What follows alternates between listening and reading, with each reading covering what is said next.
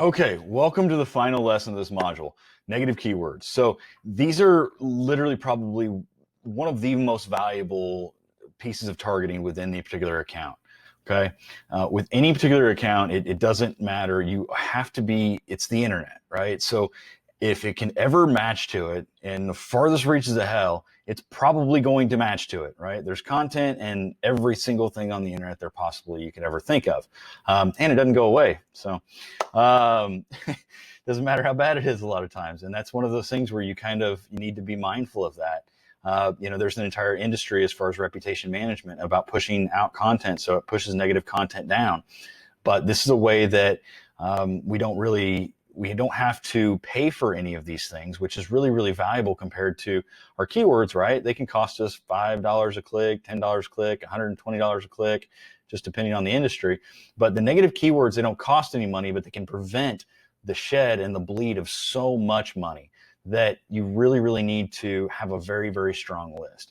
I've honestly always, when you looked at the majority of my accounts that I've ever built for people, especially starting out, right, you're looking at a few ad groups with a few keywords per ad group, where at most low budget accounts you're getting maybe 20, 30 keywords. Higher budget accounts you're looking at maybe closer to 100, right? But you're going to look at my negative keyword list and they're going to be in the 400 and 500s to starting out, because again, if it could ever match or ever has the potential to match, I'm going to basically account for that, because if it costs me money and it matches and I can't profit off of it and I can't convert it, what good is it, right? I just wasted that click. So negative keywords are your absolute sword for preventing irrelevant traffic. They're going to completely keep you out of that wind. And that's why understanding how to input them, understand where to find them, and understanding how to use them even at different levels within your campaign or even within your sales funnels is imperative to your success in making sure that you basically reduce irrelevant clicks and you reduce the bleed off of your accounts. Much like that location setting that I introduced you to at the previous lesson, negative keywords are one thing that if you do not have any in your account, you're severely costing yourself money. And in this lesson, I'm going to walk you through exactly how we find those. So one of the first places that I'll start whenever I'm trying to, figure out what negative keywords are out there is when I'm building the campaigns out, right? Like, let's say I have a local dentist that is trying to, we're trying to get some leads for, and service, right? We'll do local dentist.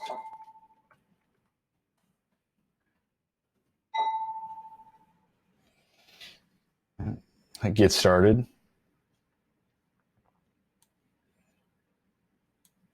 Now, in the keyword tool, it gives you kind of some nice additional stuff in here. You can kind of see, well, if I don't do implants, that might be a good negative keyword for me, right? If I don't do teeth whitening for some reason, implant cost, right? You can look in here, like if I'm not an emergency dentist, right? We only take appointments and we're booked up. There's a lot of different variables that you need to look at from your own practice and your own ability to actually take these patients in, rather than just worrying about getting in front of everybody, right? Because if your name is on the tip of everybody's tongue, but nobody ever comes and pays you money, it really doesn't mean anything. And especially when we're spending dollars to actually try and get them there, it's a negative return. So you want to definitely look at this. Like if I only do if I'm only a kids dentist, and some of these other things that maybe not affect, like, I don't know how many children get crowns, right? Or let's say I don't do kids, and kids is definitely going to be a negative keyword that I'm going to want to put in there, right? Again, you can go down through there and kind of see what things would match up to them and utilize this to, if I don't do laser dentistry, right? I don't have that technology.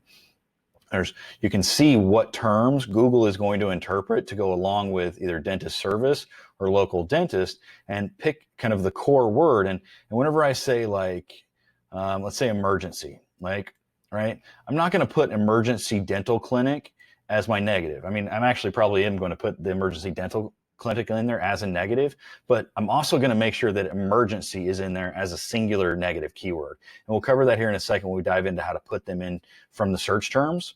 Another valuable tool that you can have and find negative terms is just Google, right? So like if I just want to type in local dentist,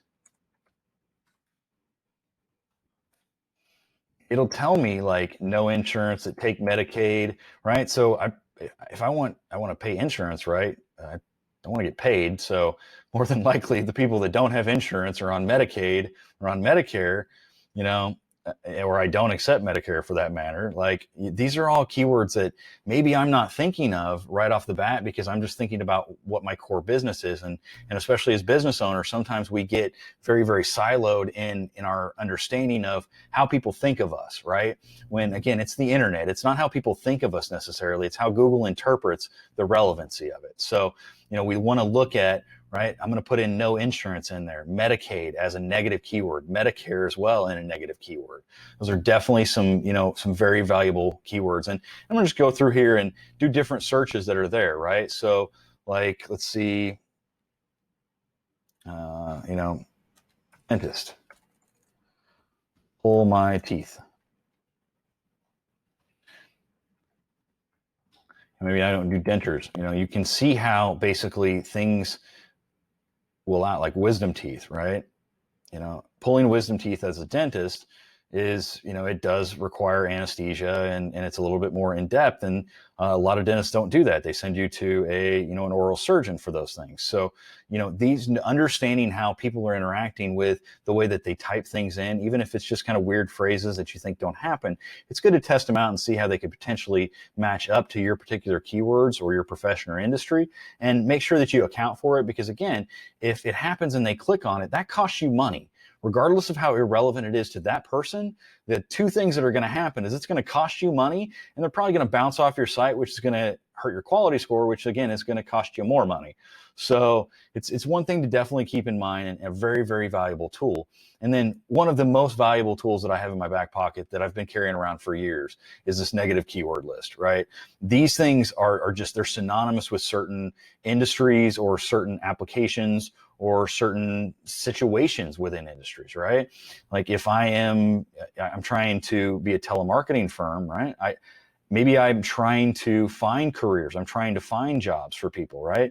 Then the particular job related keywords, that's not going to be valuable for me. But the other 95% of people, probably 99% of people that advertise on Google aren't looking to advertise their ads to people that are looking for jobs. They're looking to sell products or services.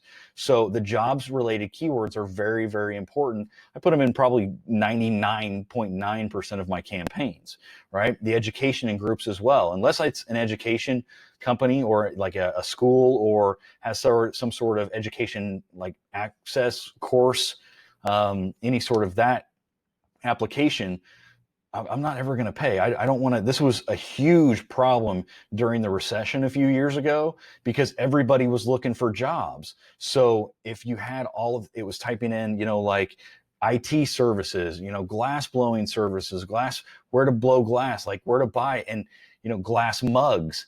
And it would be like glass mug certification. Hey, where do I go to college to learn welding? Where do I go to college for automotive repair?